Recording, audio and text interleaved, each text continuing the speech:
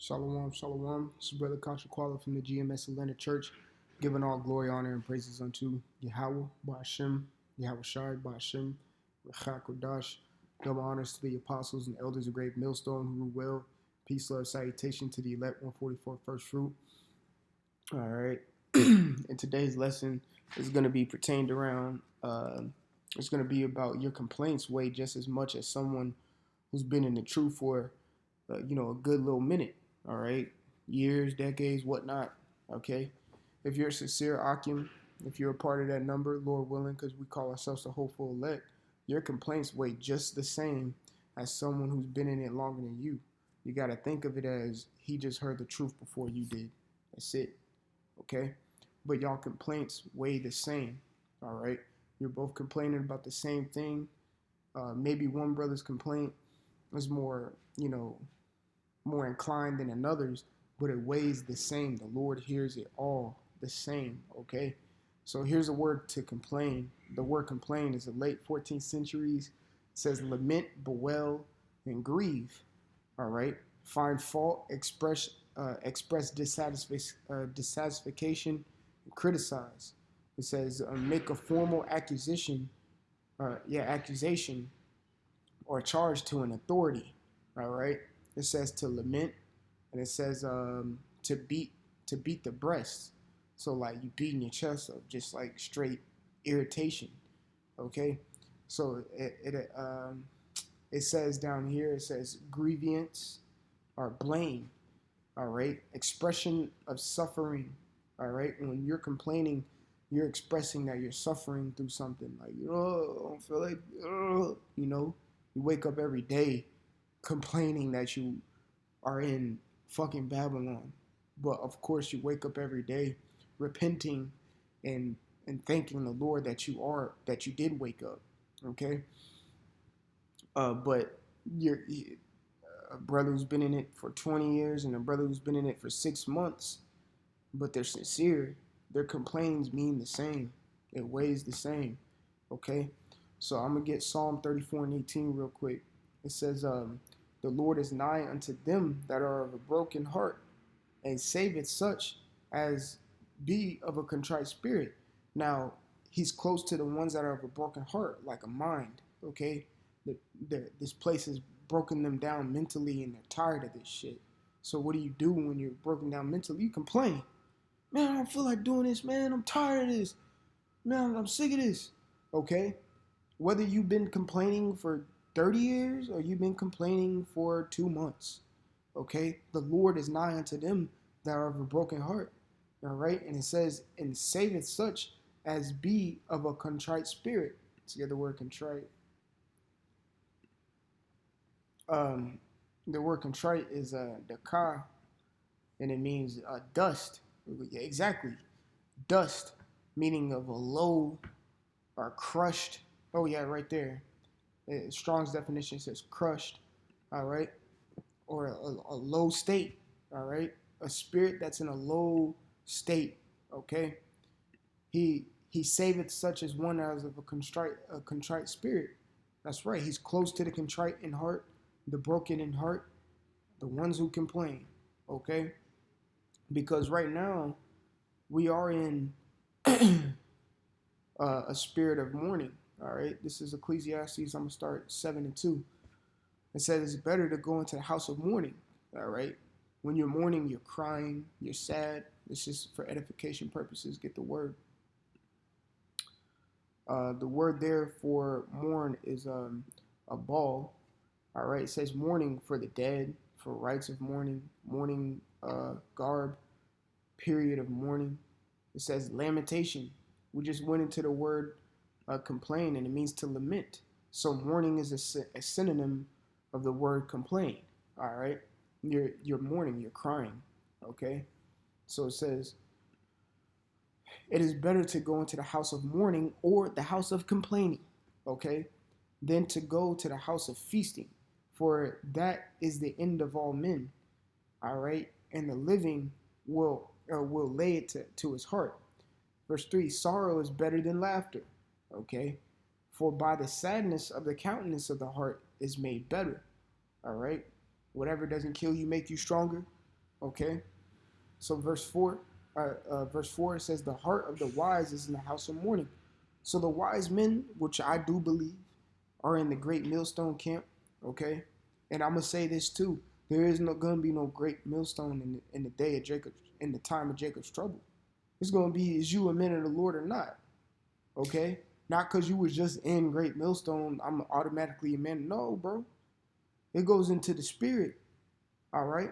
It goes into the spirit because the Lord weighs the spirits, the spirit, and according to Proverbs 16:2. Okay. So just because you think you're a part of GMS, man, you better reevaluate yourself. Okay. You better make sure, you better start believing that you are a man of the Lord. Okay. Not just a GMS member, but yes, GMS has the correct doctrine, the 100% truth. Okay. It says, the heart of the wise, and again, I'll say the wise men are in the camp GMS. All right. Is in the house of mourning. Exactly. And that's what GMS push. Fuck this place. We complain. We're tired of it. We're crying out to the Lord because we're in captivity. It says give him no rest. The scriptures say give him no rest. It says, but the heart of fools is in the house of mirth. That's right. Having award shows. I'm not going to name any names because I'm not going to give them their 2 seconds of fame. Okay? Award shows, get-togethers, barbecues with a whole bunch of aqua around. Okay? No. This is a time, this is a serious time that we're in. We're in a marvelous time right now. The prophecies are popping off. Like, no, I don't have time for the folly and bullshit. Okay? I'm tired of this place. I'm trying to get out. I'm going to complain to the Lord. I'm not going to show him that I still want to be here, which these other individuals are doing. They showing that they still want to prosper here in America. America spelled with a KKK, okay? All right. So, again, man, your complaints weigh just as much as anybody who's been in it, as long as you're a sincere brother, okay? So this is Job chapter 7 and 11. It says, therefore I will refrain not my mouth.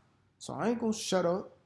I think it's in the book of Jeremiah. It says, go shake the hand, cry loud, spare not. All right. It says, I will speak in the anguish of my spirit. All right. Let's get the word anguish for edification purposes. Tazar, and it means, Tazar, and then R, okay?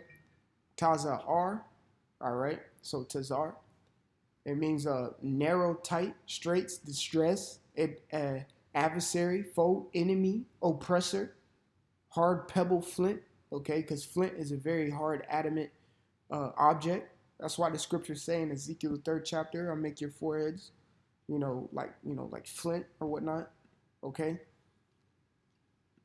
Just paraphrasing, but it says, I will speak in the anguish of my spirit, the hardness, okay, of my spirit. All right. I will complain. There goes the word complain. In the bitterness of my soul. All right. So we're of a contrite spirit, a broken heart. Contrite meaning low, dust of the ground, Adama. Okay. I will complain to the Lord. All right. If you're a sincere man, again, I'll keep reiterating, it does not matter how long you've been in the truth. Just a brother may have been complaining a little longer than you have. That's it. But it weighs the same, and I'm going to prove it. All right. This is Matthew chapter 20. I'm going to start at 1. For the kingdom of heaven is like unto a man that is an householder, which went up yearly in the morning to hire laborers into his vineyard. All right, verse 2. And when he had agreed with the laborers for a penny a day, all right, because you're supposed to get paid at the end of every day anyway, he sent them into his vineyard. All right. So all the laborers were going to get a penny. Okay. Verse 3. And he went out about the 3rd hour. All right. So you got the 1st hour early in the morning. He went to go hire some laborers. All right. So that was the first wave. the first wave of workers, okay, who got a penny for their work for the day. Verse 3, and he went out about the third hour. Okay, so you already got workers working. Now you're going out again to get some more. And saw others standing idle in the marketplace. That's where we're supposed to do be at the highways and byways, in the chief concourse or marketplaces. Okay, in the third hour. All right, and said unto them, verse 4, go ye also into the vineyard. So he had workers that are already working, and he got some more to go work with the workers that are already working for the same wage. So what? The workers that were there before were working before the third hour workers. Meaning what? They were complaining before. I'm not saying it in this sense, but they were complaining before the third hour workers, but they're getting the same wage. Okay, so let's continue. And whatsoever is right, I will give you. And they went their way. Verse 5. Again, he went out about the 6th hour, in the 6th and 9th hour, and did likewise. Okay, so another wave, and another wave. All right. And about the 11th hour he went out, and found others standing idle, and said unto them, why stand ye here all the day idle? Verse 7, they say unto him, because no man hath hired us. They haven't got the heavenly calling according to Hebrews 3:1. Okay, the heavenly calling. All right, consider the high priest apostle Yahushua Mashiach of our profession. All right, our job. All right, some of us got the call in the first hour. Some of us got the call in the second, third, fourth, fifth, sixth, seventh, eighth, ninth, 10th, and then you're going to get the 11th hour Israelites who come into the fold. The 11th hour, 144 members. You're going to get them. And when they come in, they're going to complain. And it's going to weigh just as much as the 144 members who came in the first hour. Because what? They're going to get the same penny. So let's keep reading. Because no man hath hired us. He has said unto them, go ye also into the vineyard, and whatsoever is right, that shall ye receive. Verse 8. So when even was come, all right, so sundown, all right, the Lord of the vineyard, so pretty much the manager, the boss, all right, okay, the rabbi, the master, saith unto his steward, call the laborers, give them their hire, beginning from the last unto the first. The last unto the first. The last unto the first. I just want to reiterate that and let it sink in. Verse 9, and when they came that were hired about the 11th hour, they received every man a penny. So the last ones to come in received their pennies first. But when the first came, they supposed that they should receive more. And they likewise received every man a penny. And when they have received it, they murmured against the good man of the house. I've been working here longer than them. Why am I getting paid the same amount? I should get a little more. I didn't put in more work. Okay, verse 12, saying these last have wrought but 1 hour. They only done the work for 1 hour. And thou hast made them equal unto us, which have borne the burden of the heat of the day. But he answered one of them and said, friend, I do thee no wrong. Didst not thou agree with me for a penny? Didn't you say you were good with it for a penny in the beginning, bro? Ain't nothing changed. I kept my word. You should have kept with it too. You agreed on this. So this goes to show you, I'm going to continue reading, but I'm going to make this point. This goes to show you, I'm going to say this too. This goes to show you the level of respect you should have toward the GMS apostles and elders.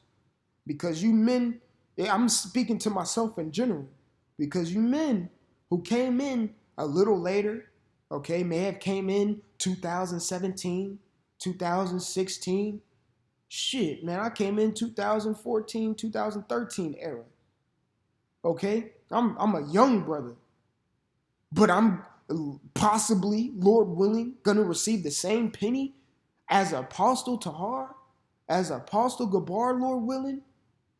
And they've been laboring, and the apostles and elders on down who've been laboring for 3 decades, and they're not gonna complain about it, because a young brother like me received. I'm speaking in hopes, okay, Akim, in hopes. But a same brother like me received the same penny as them, and they've been doing it for 30. I've been doing it for going on 5 years. What? And they're humble about it, and they don't mind because all they want to do is get the hell up out of Babylon because they're complaining to the Lord. You should have a level of respect for the men. Hands down. I don't care. You should have a level of respect for the men. And that goes to show you your complaints weigh just as much as anybody who's been in the truth for however long. They weigh the same in the eyes of Yahweh Ba'Shem Yahushua, because at the end of the day, he's going to give y'all the same penny for your same complaints. Okay? Verse 12, saying these have wrought but 1 hour, thou hast made them equal unto us, which have borne the burden of the heat of the day. But he answered one of them and said, Friend, I do thee no wrong. I ain't done you wrong, bro. Didst not thou agree with me for a penny? All right, verse 14. Take that thine is, and go thy way. I will give unto that this last, even as unto thee, man. Take your penny and take your ass home, man. Be happy with it, okay? Because I'm pretty sure if you get caught up in a chariot, you ain't gonna care what number you are in that 144. If you're number 144, shoot, I'm fine. I'm fine with that. If I'm the last one to get caught up, I'm fine with that. And go my way into the kingdom. That's how your mindset should be, man. That's how I know that's how the apostles and elders' mindset is. They know they're going to get the same penny, even though they've been laboring for over 3 decades. They know it. It's right here in Matthew 20. They know it. So your complaints weigh just as much as the next brother next to you, man. All right? Never think your complaints don't weigh as much, and never think that another brother's complaints don't weigh as much as you, because you may have brothers been through more things than other brothers. But don't think because you've been through so much that his complaints don't weigh just as much as yours. Everybody catches their different levels of hell, and their complaints are heard, and it matters just as much as yours. Okay? All right? That brother who he's in the truth. The Lord gave him the truth, and he's seeing that it's making him lament and bewail and grieve for maybe the past things he's done and the present things he's done. Knowing that he's going off every single day. We all go off every day. And that's something you should complain about and lament. I'm tired of going off every day. I don't want to be disobedient to the Lord every day. I'm tired of that. I want to be perfect. I want the laws written in my inward parts. Fuck this place. I'm going to, no matter what I've been through, whether it was mild or spicy, I'm going to complain. I got the truth. This is my opportunity to get the hell out of this shit, man. I'm tired of working for the man. I'm tired of the man telling me what to do. I want to put my foot down his fucking throat. I'm going to complain so I can get to that position, Lord willing. All right? So yeah, this lesson is like twofold. Keep complaining, but also know your complaint don't weigh any more than the next brother. All the sincere elect 144 or the hopeful 144's complaint weigh just the same, because they're all going to receive the same penny. Okay? So, I hope this lesson was edifying. I want to give all glory, honor, and praises unto Yahweh, Ba'Shem, Yahweh Shai, Ba'Shem, Rechakodash. Double honors to the apostles and elders of Great Millstone who well. Peace, love, salutation to the elect 144 first fruit. This is Brother Kasha Kwala. Until next time, I want to say shalom.